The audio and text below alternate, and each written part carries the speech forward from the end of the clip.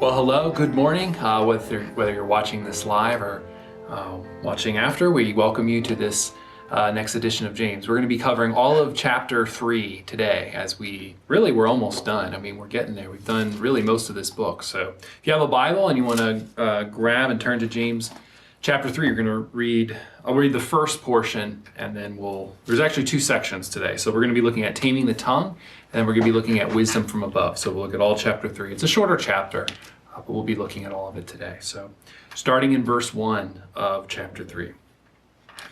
Not many of you should become teachers, my brothers, for you know that we who teach will be judged with greater strictness.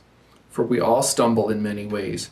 But if anyone does not stumble in what he says, he is a perfect man, able to also bridle his whole body. If we put bits into the mouths of horses so that they obey us, we guide their whole bodies as well. Look at the ships also. Although they are so large and are driven by strong winds, they are guided by a very small rudder wherever the will of the pilot directs.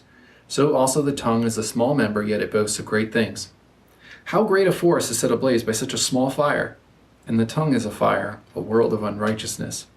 The tongue is set among our members, staining the whole body, setting on fire the entire course of life, and set on fire by hell. For every kind of bird and beast and reptile and sea creature can be tamed and has been tamed by mankind, but no human being can tame the tongue. It is a restless evil full of deadly poison. With it we bless our Lord the Father, and with it we curse people who are made in the likeness of God.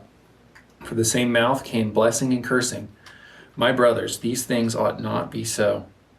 Does a spring pour forth from the same opening both fresh water and salt water? Can a fig tree, my brothers, bear olives, or a grapevine produce figs?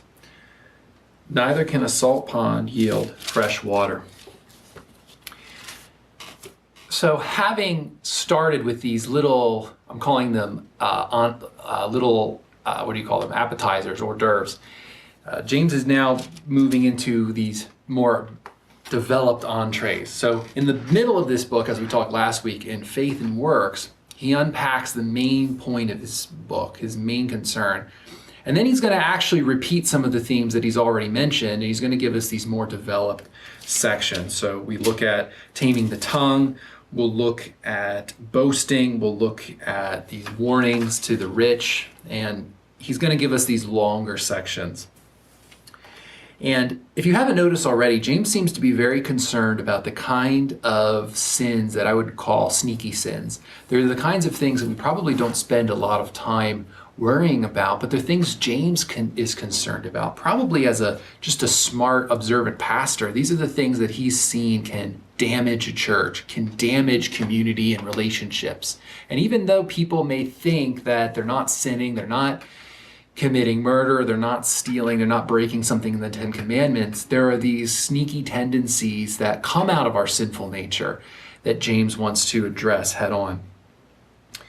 So he's said a few things about words and how we speak. He wants us to be slow to speak. He wants us to not speak in anger. But I think that one of the things that James wants us to remember is to see words as works primarily. This is the first thing that he's going to use after talking about faith and works. He's going to talk about our words. And I think the reason for that is because James sees our words in many ways as the most prominent part of our works. Our words, our tongues are the primary way that we drive ourselves and our own destiny, as we'll see in these illustrations. And we think about it, words are powerful. And they're powerful in the Bible. They're how God created the world with his own words. And as image bearers, I think there's a kind of power that our words have, whether we bless or curse. And we can use words for good, and we can use them for evil, and we can use them to hurt people. You think about the term, sticks and stones will break my bones, but words can never hurt me. I think in many ways the opposite is true, right? For people, if you've ever gotten a broken bone, we know that those bones heal, right? Words have the ability to hurt us for much longer and deeper ways than physical things. And so words are powerful. There's a couple different sections we'll break up. This is usually 2 paragraphs in most Bibles, but I'll break this up a little bit. I think the first thing I'll say is James wants to give a warning to teachers. So talking to myself a little bit, but there's a warning that he's giving to everybody. So note in verse 1, it says, "Not many of you should become teachers, for you know that we who teach will be judged in greater strictness." I think the idea there is he's not discouraging people from becoming teachers, but he wants people to know that the temptation to become a teacher, maybe it's the pomp, it's the respect. We should not enter that lightly, because this warning is teachers will be judged with greater scrutiny by God. And this is a category we see again and again in Scripture. To those who much is given, much is expected. Leaders, elders in the church, pastors are held to a higher standard than everybody else. And so while some people might be tempted to jump into that quickly, James wants to remind people that those people, particularly teachers, because you think of a teacher as being somebody who speaks, they're going to be judged for their words with more strictness. There's a quote from this one commentary I thought was helpful. It says, "Teachers are especially vulnerable to failures of speech because their role demands that they speak so much. More words mean more errors. As we grow accustomed to public speaking, we become careless. When asked to offer opinion, we comply even if we have scant qualifications and little factual basis." So you think about, it's just practical, right? The more you're talking, the more you have chances to bring judgment on yourself by your foolish speak. I think of Peter. I'll use a phrase from Leah, my wife. She often refers to Peter as being the apostle who suffered the most from foot and mouth syndrome. Because what was Peter doing? Peter was always so quick to just jump in. And in some ways, that was good in him, but he couldn't keep that under wrap. He had things he wanted to say, and he was very quick to jump in. And he had a kind of loyalty, but he also would say very dumb, foolish things. You think back to what James says about be slow to speak. But I think the idea, generally speaking, is that it's better to keep quiet in situations, even though I think people who might be tempted to become teachers tend to be the kinds of people who feel as though they have the most understanding and they need to jump in. They need to correct people. They need to beat people down with the truth. Well, I think the pattern in James is that a wise leader, one who is a blessing, is somebody who knows when to be quiet. And I think if we were to really think about the times, I said this earlier in the previous lesson, but I think if we think about the times when we've spoken up too quickly, there's probably more times than not that our silence or our pulling back and using less words may have helped a situation. Are there situations where speaking quickly in anger has actually helped the situation, or should we have dialed it back? And I think that there's a kind of overconfidence that people who have a lot of knowledge can fall into, especially the people that may be teachers.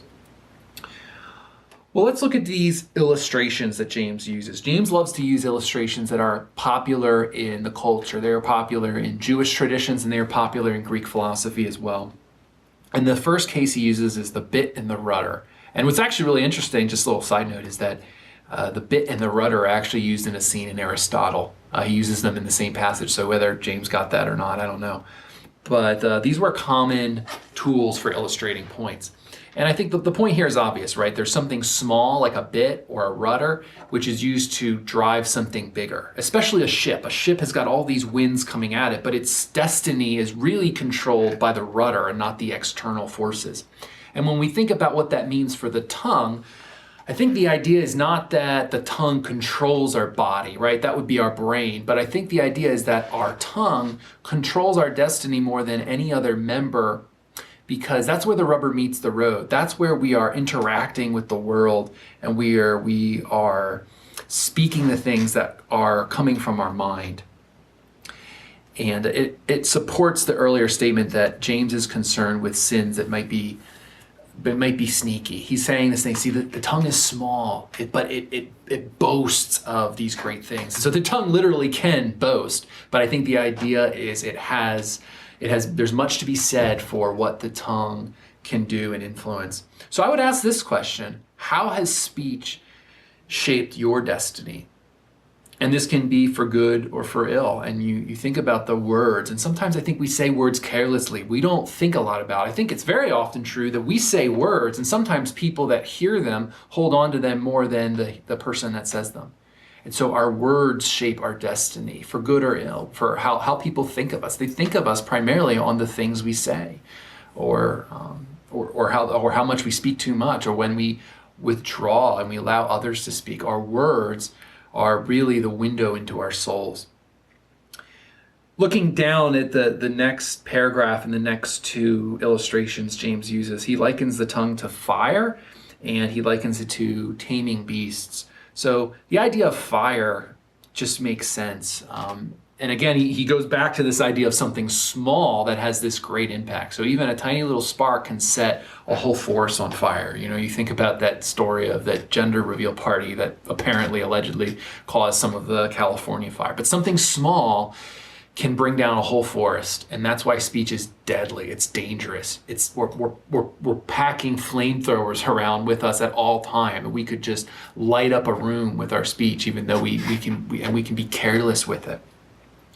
And to say that the tongue is a world of unrighteousness, or a mass, or a cosmos of unrighteousness, again, is this idea that our speech, our tongue, that is the window into our soul. That's where all kinds of vileness comes out. You think of Jesus's words, that it's not comes out of man, it's what comes out of his mouth that makes him unclean. It's our words, and it's this window into our souls. But you think about fire as an analogy for speech, that makes sense on so many different levels. Think about the way that we get when we're angry. If you look at infrared scans of people when they actually get angry, you can look at, there's actually tests that have done when people, they put on headphones, they listen to a story that's supposed to elicit different reactions and emotions throughout it. When people get angry, their face starts to heat up. Actually, their blood and adrenaline goes to their extremities, because you're actually getting ready to physically fight, is actually the way our body chemically reacts. But speech literally turns the temperature up in a room. It turns our temperatures up. And so it's appropriate for James to liken it to fire. I also think that it's true in that rumors and gossip spreads like fire. One little rumor can go from one person to 2 to 4 to 8. It spreads quickly. You think of the Winston Churchill quote, right? That a rumor can get halfway, or a lie can get halfway around the world before the truth has time to put its pants on. And sometimes, because of our sinful tendency and our itching ears, we have a tendency to help spread those. We want gossip. We want to be on the in crowd. And when we hear things, and then we want to go and we have to tell somebody else. It's how it works, and it spreads like fire. You think about the taming of beasts. James uses, actually, as a student of the Old Testament, he uses the 4 categories, interestingly, that are in Genesis 1 in the creation narrative. I probably spent a little bit too much time thinking about the fact that James says that all of these beasts have been tamed by man, especially sea creatures. I'm just wondering, like, what sea creatures has James seen people tame? But anyway, beside the point, James is making the point that, right, we've seen all kinds of wild beasts, be tamed. You think of, just if you've ever seen how large a camel is, just this massive animal, but it's totally tamed and controlled by people. And if we can do that, we can control those animals, but nobody can tame our own speech. No one can tame the tongue. That's the point. And I think that James is transitioning now into this next section where he talks about blessings and curses. And I think the point he's trying to send home is that the reason we can't tame the tongue is because we have sinful hearts, and we can't tame our hearts. Because really, the tongue is just a reflection of where our hearts are at. If our hearts are corrupt, our speech will be corrupt as well. So James is asking us to look at our hearts, and he asks a series of questions that are supposed to be rhetorical, right? Can a stream bring forth salt water and clean water? Can a fig tree produce olives? Well, of course it can. So us as sinful humans, of course we're going to be sinful. We're never going to be perfect in this life. But what we do is we have double-minded, double speech. That's doubleness that he doesn't like, that he refers to earlier. We praise God and we curse people that are in. Notice that he says that there are people that are in God's likelihood. They're in his image. They're in his likeness. It's wrong because they are in God's image, not because they did that thing to me and they're evil, or they were mean, they sinned against me. James says they are in God's likeness, therefore they are worthy of blessing and good speech. And I think if we were to think about our speech, I think what we ought to do first is not just train ourselves to physically, we talk about biting the tongue, the really idea is we have to clean up our heart. We have to think about our motives. Why do we curse people in the first place? What's going on? What's the energy behind the words? So I'd ask this question: what does your speech tell you about your heart? And I just have a series of questions to think about. You think about what do you praise?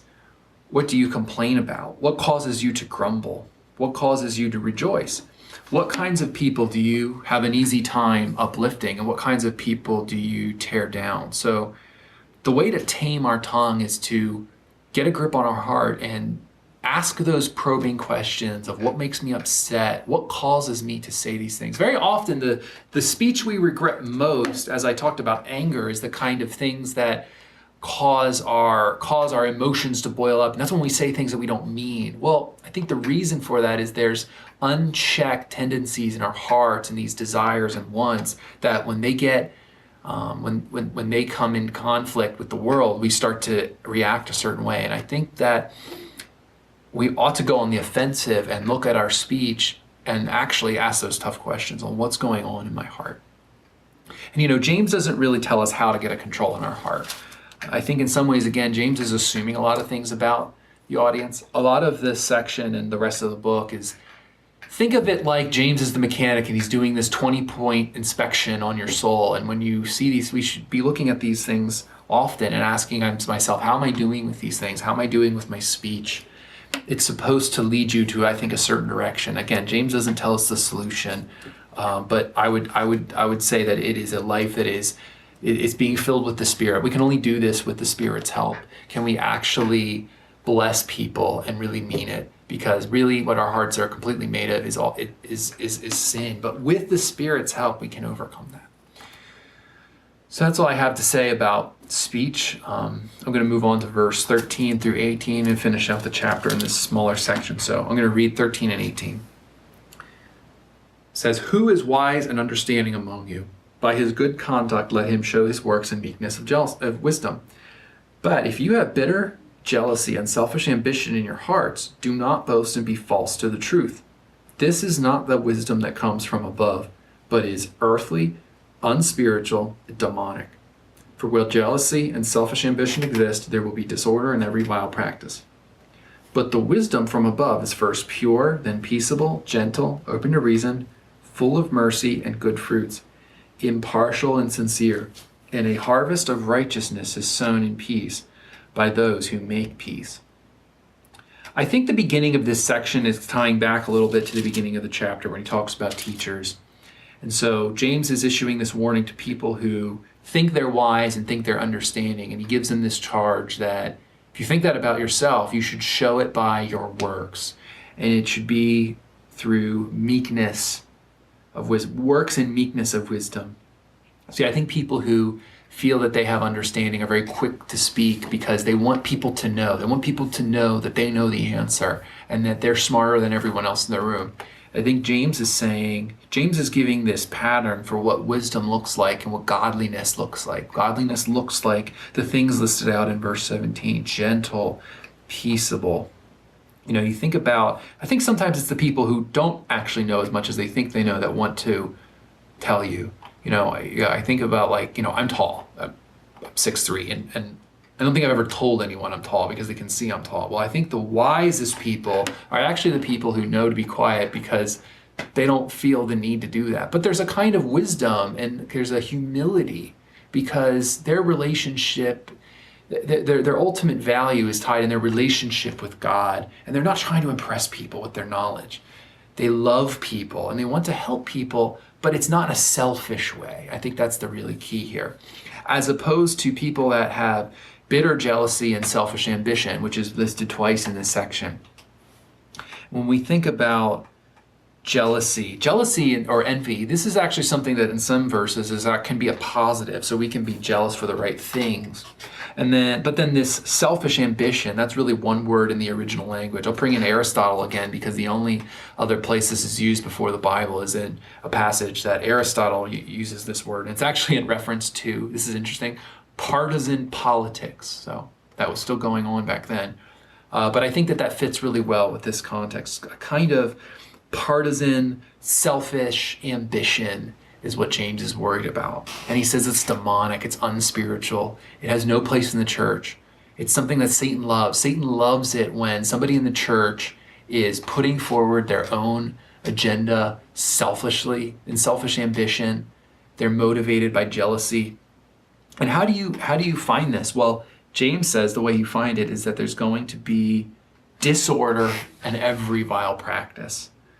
Every church is going to have disorder, partly because every church is going to have sinners. And I think that we as wise Christians have to look for those things, and especially in ourselves first, before we start to accuse other people. But this is the pattern that it looks like. There's a kind of wisdom that comes from man.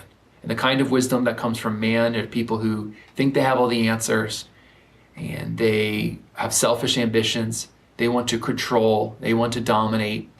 And then there's people who are wise. They have wisdom that comes from above. Whereas this people that have this jealousy and ambition, it's earthly. It's even as far as saying demonic. And when we think about vile practices, some vile practices are really apparent, but I think it's interesting when you think about a lot of the leaders that we've seen where there's been abuse, just simple leadership abuse. Sometimes there's been stories that have come out that have shown there very often was dark secret sins going on. I won't even name, but there was one pastor who, a mega church pastor who stepped down. It was actually found out that he apparently ordered a hitman for somebody that in his church that opposed him. To think that sin could lead you down that path. But very often there are vile practices going on with people that are trying to push their own agenda. And look too in the way in verse 15 it says, do not boast and be false to the truth. So James is saying that people that have jealousy and people that have ambition, they're going to be boastful, and that they are going to ignore the truth. We usually use the term, sometimes we say that we are blinded by our own ambitions. Well, people that have selfish ambitions will not listen to truth. They can be sure the truth and they don't see it because they have this mission in their head and they see everybody else as the problem and they won't listen to reason. Well, what does real wise people? Real wise people are listening to reason, they're gentle, they're patient. And people that are pursuing their own selfish ends will not listen to the truth.